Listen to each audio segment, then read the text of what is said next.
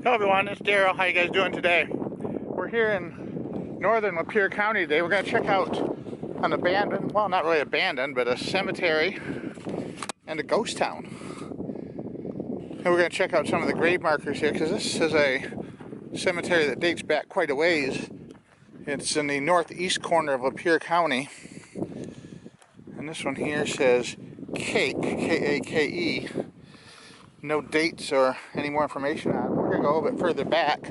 The cemetery seems to have started at the back part of the lot.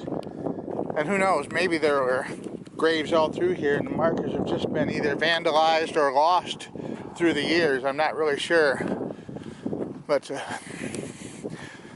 looks like a well taken care of place right now, at least. They're nicely mowed. Let's look at this one. This is a family plot here, a large family plot. We know we're in an older cemetery by some of the monument styles that we see here. They're definitely like this one here that kind of looks like a book with the fingers pointing up. And then there's some lines going up through. I'm not sure if those are flowers or heart. I think that's a vine going up with interlocking chains on top. Martha J. and Mary M. Children of Rouse, R-O-U-S-E, and they died just a month apart, December 26th and January 27th, the winter of 1871, 1872. They were 3.5 and 7.5 years old. See how these have all been reassembled and laid down flat after being tipped over or broken. This one dates to 1874. The name is House. And the handshaking motif was very common back in the late 1800s. You can see on top here. And this one has an extra inscription on top that says "Gone Too Soon." And this one's almost impossible to read. A book on top, a Bible, 1872 again. A lot of people seem to die in 1872 here. This one was age 59. I wonder if some epidemic came through, like the measles or smallpox or something in 1872. Oh, this one has the anchor. That's a, you don't see that one up in this area very often. Age 16 years, 10 months. And then there's an inscription of a verse further down that I can't make out. John F. Morrison.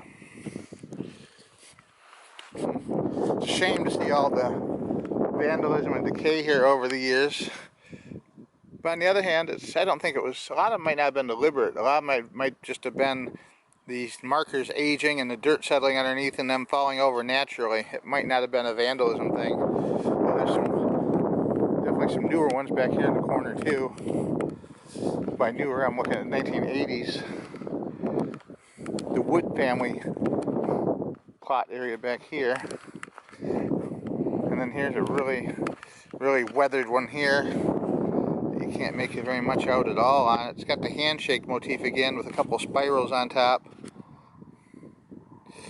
William Wood, I believe it is, either Wood or Hood, 1875, age 60.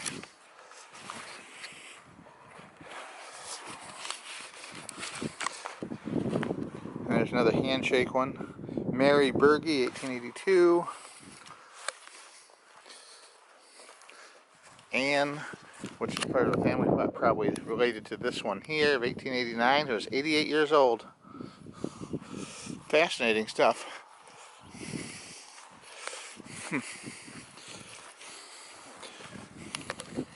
This year our weather beaten. Looking for any unusual carving symbols on them that you don't see very often. The anchor was pretty good. The book here is pretty common, and the handkeep is common. This one is inscribed, "Asleep in Jesus." Magdalena, wife of John Grow, 1878, age 27.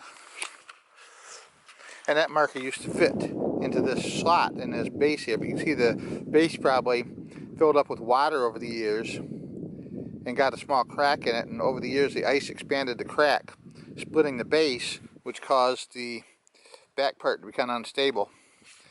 And then someone has carefully set a base stone behind it, cemented it in the footing, and then laid the marker on top of that footing, which is really nice.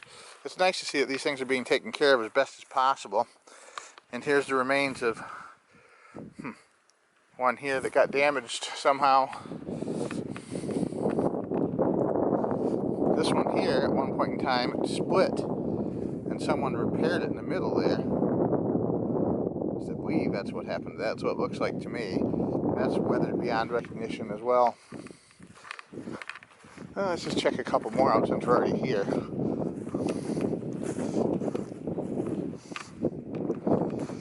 This one's, well, you can't tell what the motif is on that. I think it's a handshake, and it's hard to even make out any of the writing on that one.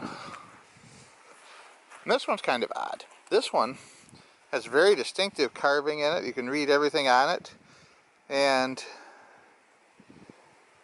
it's all the way back to 1886, which is kind of interesting that the carving lasted that long.